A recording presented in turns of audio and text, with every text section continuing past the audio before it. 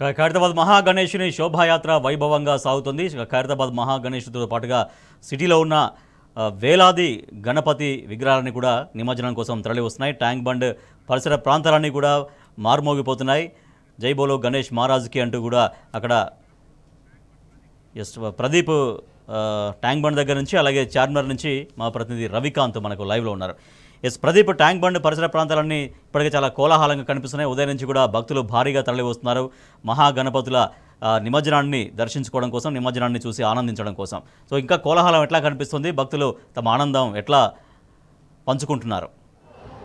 వేలాది మంది భక్తులు రావడంతో ట్యాంక్ బండ్ పరిసర ప్రాంతాలంతా జనసంద్రంగా మారాయి. ఒక కిక్కిరిసిన వాతావరణం కనిపిస్తూ ఉంది. ఖైరతాబాద్ గణనాథుడి నిమజ్జన శోభాయాత్రకు చూసేందుకు పెద్ద ఎత్తున తరలి వచ్చారు.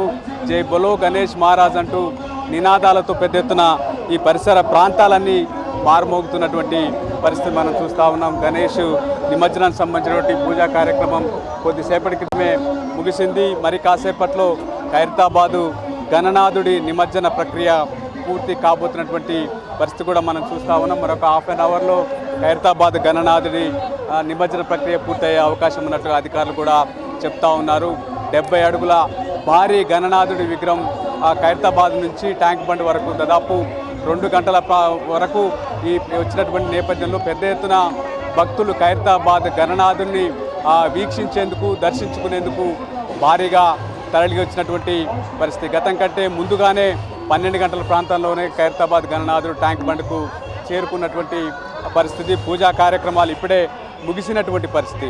ఇక ఈ గణనాథుని నిమజ్జన ప్రక్రియను వేగంగా పూర్తి చేసేందుకు అధికారులు కూడా చొరవ తీసుకుంటా ఉన్నారు. నిన్న నుంచే గణనాథుల నిమజ్జన ప్రక్రియ జరుగుతూ ఉంది. దాదాపు 1,00,000 గణనాథులు గ్రేటర్ హైదరాబాద్ పరిధిలో వెలిసినటువంటి నేపథ్యంలో నిమజ్జన ప్రక్రియను అత్యంత ప్రశాంతంగా, సజావుగా జరిగేలా పోలీసు, అదేవిధంగా ఇతర శాఖలకు సంబంధించినటువంటి అధికారులు అయితే చర్యలు తీసుకుంటున్నటువంటి పరిస్థితులు మనం చూస్తూ ఉన్నాం. గత ఉన్నటువంటి అనుభవం గత ఏడాదికేడాది ఇంప్రూవ్ అవుతూ వస్తూ ఉంది. నిమజ్జన ప్రక్రియను సజావుగా చేపట్టడంతో పాటు వచ్చేటువంటి భక్తులకు ఎలాంటి అసౌకర్యం కలగకుండా గణనాథులు వీక్షించేందుకు కూడా వారికి సౌకర్యాలు కల్పిస్తున్నటువంటి తీరుకు సంబంధించి మనం చూస్తూ వస్తూ ఉన్నాం. మొత్తం ట్యాంక్ బండ్ పరిసరాలన్నీ భక్తులు నగరంలో ఉన్నటువంటి ప్రజలే కాకుండా ఇతర ప్రాంతాల ప్రజలు సైతం ఖైరతాబాద్ గణనాథుడితో పాటు ఇతర నగరంలో ఉన్నటువంటి గణేష్ నిమజ్జనకు సంబంధించినటువంటి ముగింపు వేడుకకు సంబంధించి చూసేందుకు తరలి వస్తున్నటువంటి నేపథ్యంలో జిల్లాల నుంచి కూడా తరలి వస్తూ ఉండడం ఆనవాయితీ. ఇక పెద్ద ఎత్తున రాత్రి కూడా చాలామంది వచ్చేటువంటి అవకాశం ఉంది. అందుకు అనుగుణంగా కూడా అధికారులు అయితే ఏర్పాటు చేస్తున్నటువంటి నేపథ్యంలో ఖైరతాబాద్ గణనాథునికి సంబంధించినటువంటి ఏదైతే పూజా కార్యక్రమం ముగిసింది. ఇక్కడ మనతో మాట్లాడేందుకు ఖైరతాబాద్ ఉత్సవ కమిటీకి సంబంధించినటువంటి సభ్యులు మనతో ఉన్నారు. వారితో మాట్లాడించే ప్రయత్నం చేద్దాం. చెప్పండి, ఏ రకంగా ఈరోజు గణేష్ నిమజ్జన శోభయాత్రకు సంబంధించి ఖైరతాబాద్ గణనాథుడు 70 అడుగుల గణనాథుడు నిమజ్జన ప్రక్రియ జరుగుతున్నటువంటి నేపథ్యంలో ఏం చెప్పాల్చుకున్నారు, ఎలాంటి పూజా కార్యక్రమాలు చేశారు, ఏం చెప్పాల్చుకున్నారు? ఉదయం 6:30 గంటలకు ఖైరతాబాద్లో శోభాయాత్ర ప్రారంభమైంది. ఇప్పుడు దాదాపు 1 వస్తుంది. ఇక 45 నిమిషాల లోపల ఖైరతాబాద్ యొక్క వినాయకుడి యొక్క నిమజ్జన కార్యక్రమం పూర్తి అవుతుంది. ఈ 70 సంవత్సరాలలో 70 అడుగుల వినాయకుడిని ప్రతిష్ఠించడం, అది కూడా మట్టితో. 3 సంవత్సరాల నుంచే మేము మట్టి విగ్రహాన్ని పెడుతున్నాం.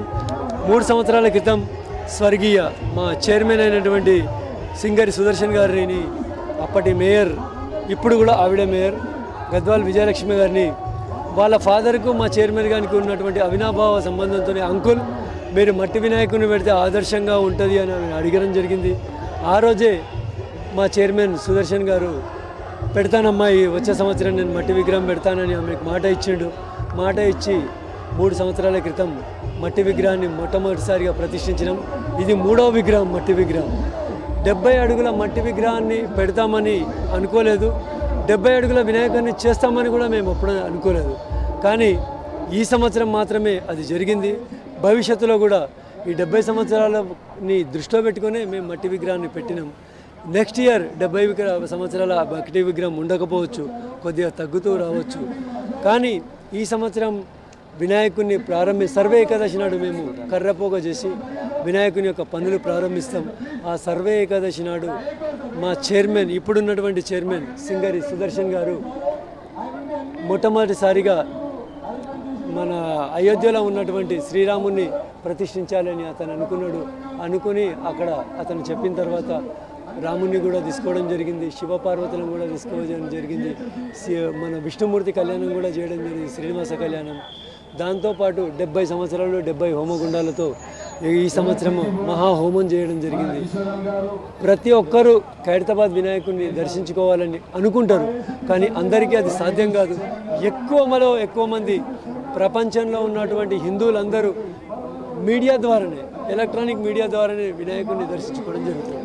Right, thank you Pradeep. అది వినాయక్ పరిస్థితులు చూస్తూ ఉంది.